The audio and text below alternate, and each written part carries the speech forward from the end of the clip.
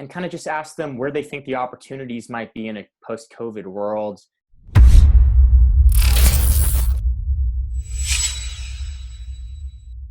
Zach, welcome back. So Zach, this week, I guess we've done a lot of stories in recent weeks where we've helped you as readers navigate these uncertain times.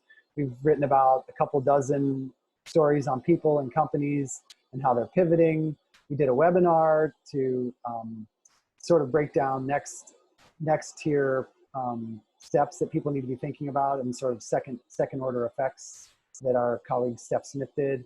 But one group we kind of haven't heard a lot from, and that I think these are people who every day are thinking about these kinds of issues, is futurists. And so this week we asked Zach and a bunch of our writers and analysts to reach out to a number of futurists and ask them a little bit about where they see things headed. Zach, what did you find? Yeah, so I guess to start off, many of you might already know this, but futurists aren't prophets, at least the good ones. They don't claim to know the future. A futurist is basically just someone who studies kind of next order outcomes. They use signals and trends and analyze, technology trends to try to get a better grasp on what might be coming.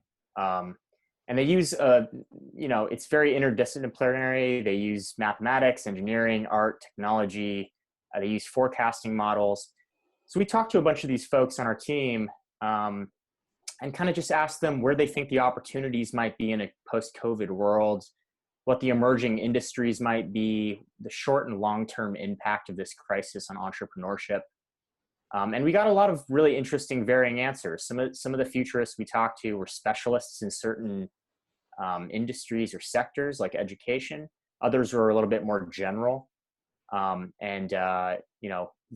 of the recurring themes are that,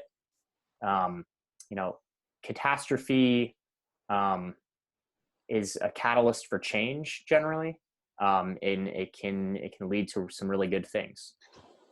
So one of the futurists that I think really highly of is Amy Webb, and she shared a sort of construct for how she thinks about change and how she anticipates things.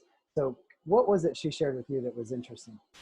Yeah, so Amy Webb is what you'd call a quantitative futurist. She uses a lot of data to formulate her opinions on things. And what she does is she always starts with a set of 5 questions, and I'm going to share those here because I think it's an interesting preface to what we'll be talking about in our article. But she asks, where and how are people wasting their time? So that's one big question she'll always ask. She asks, where and how are people having difficulty with technology? That's an especially interesting one right now. We're seeing a lot of new technologies emerging. Video conferencing has been accelerated. Others have struggled. The third question she asks is, where and how are people looking for information? And then she'll ask, where and how are people stuck? And how do people want to be perceived? So those are kind of 5 big questions that guide a lot of her thinking about what's to come in the future. Those sound like the kinds of questions you should ask yourself before you start a business. So I'm curious to see what else we can learn from those, if rather than just like, how do you think about the future, or how do you think about what's coming, but like, how can you position yourself in front of that if you're someone who needs a new job or is thinking about a new business? Sure, definitely. And she took us through a number of hypothetical examples, which we'll share more on in the piece. But she kind of took us through her framework of thinking about these things, particularly for entrepreneurs who are maybe looking to get their feet wet for the first time, or more importantly, looking to do something important right now. I think there's going to be a lot of opportunities for entrepreneurs to do things that help other small business owners and entrepreneurs. And I think that's an important thing that shouldn't be overlooked in this conversation. That's great. Well, I will look forward to seeing more on this, and I'm sure you will too. So definitely check your email on Sunday. Thanks again for joining us, Zach.